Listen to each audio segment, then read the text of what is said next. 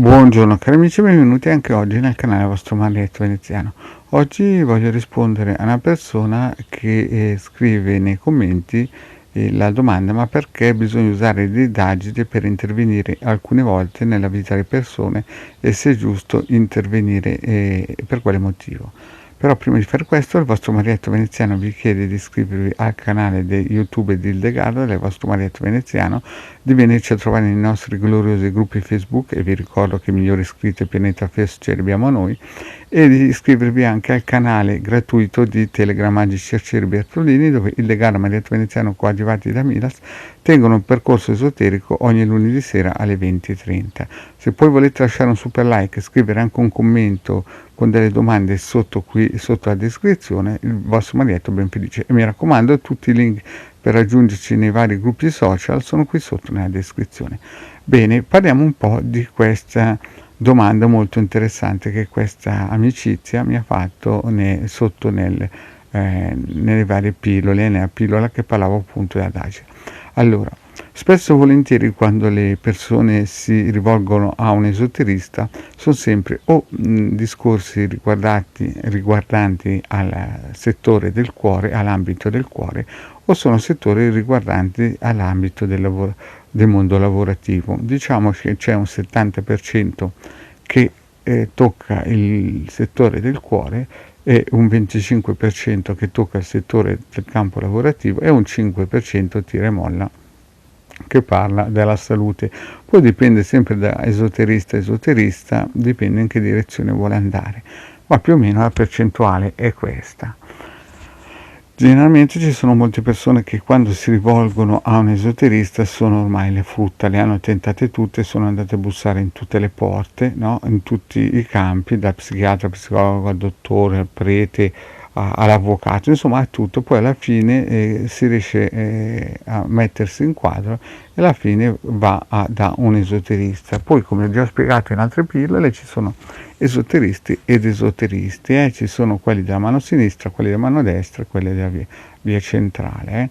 Di solito quando uno fa una domanda a dipendenza dell'esoterista e a dipendenza se un esoterista fa quello solo di lavoro o ha dei costi fissi altissimi e quindi deve per forza procacciare sempre clienti nuovi, oppure se è un esoterista che in fondo lo fa per passione ed è molto accurato, insomma dipende sempre dalle braccia in cui voi cadete. Quindi quando una persona va da un esoterista molto probabilmente è alla frutta, cioè a parte quelli che chiaramente hanno sempre saputo dentro di sé che andare da un bravo esoterista è sempre avere una marcia in più e quindi non sono arrivati alla frutta e quindi partono già con un metro di vantaggio sugli altri, ma più o meno molti quando vanno da un esoterista sono praticamente come dei campi minati, sono pieni di ferite internamente a livello dei corpi sottili e quindi non sanno più che pesci pigliare. Allora, a dipendenza sempre del vostro esoterista di riferimento che incontrate nella vostra vita, e anche questo è caro, potete trovare quello bravo che vi spiega esattamente come stanno le cose e quello meno bravo, nel senso che vuole solamente, in un certo senso, non punirvi, ma a fare il suo job. E infatti una volta ho sentito un caso molto particolare di un bravissimo esoterista che a un certo punto una ragazza infatuata verso un tipo che effettivamente era un po' bassino di Boves gli ha detto: se ti piace vallo a prendere. Alla fine erano 3.800 euro. L'operazione è riuscita, però il problema di base che cos'è? È che quando si andava a analizzare questo ragazzo che gli piaceva, effettivamente si vedeva che non era per lei, cioè era proprio una persona che, voglio dire, era proprio agli antipodi di una persona che l'avrebbe potuta aiutare realmente nella vita. E qui, cari miei, sta sempre nella qualità dell'esoterista. Se un esoterista ha 3 uffici da mantenere e voi andate a chiedere certe cose, chiaramente lui fa leva sui vostri sentimenti, voi gli chiedete una cosa e lui fa il suo preziario e se voi accettate vi darà quello di cui voi in quel momento lì vi sentite mancare, perché fondamentalmente voi avete messo su quella persona che volete raggiungere la vostra immagine e credete che quella persona sia così. Un bravo esoterista chiaramente vi metterebbe in guardia, un altro invece vuole, come si suol dire, sfruttare l'onda. Poi ci sono momenti in cui una persona va, magari è anche benestante a livello finanziario, e vuole raggiungere una persona, no? Ma ci sono anche altri esoteristi, magari ho già fatto degli esempi in altre pillole, in cui vengono da altre nazioni donne guidate da esoteristi proprio per prendere le proprie mucche sacre e spennarle. Ho avuto degli esempi di gente del Sud America che arrivava qui e praticamente si era sposata con persone, come si suol dire, che non neanche magari avevano conosciuto a livello fisico. Dopo un po' quel tipo è morto e questa è ritornata al suo paese con 3-4 milioni di euro di eredità. Quindi capite che qui entra in ballo anche una guerra eterica, spirituale, magica.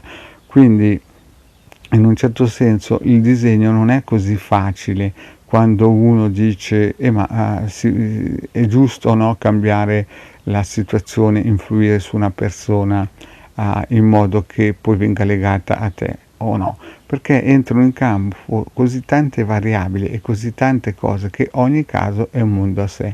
È chiaro che se una persona, in un certo senso una madre di famiglia si rivolge a un mago perché la propria figlia è stata schiavizzata psicologicamente da un playboy e questa ha acceso un mutuo per fare in modo che il playboy va di fuori a fare la bella vita e lei deve andare, non so io, a fare la cameriera o in un supermercato a lavorare per pagare il mutuo. È chiaro che la mamma non gliene frega niente di niente e vuole salvare la propria figlia da questo tipo che l'ha imbonita. Ogni caso è un caso a sé e ci sono tantissimi casi che sono veramente strazianti.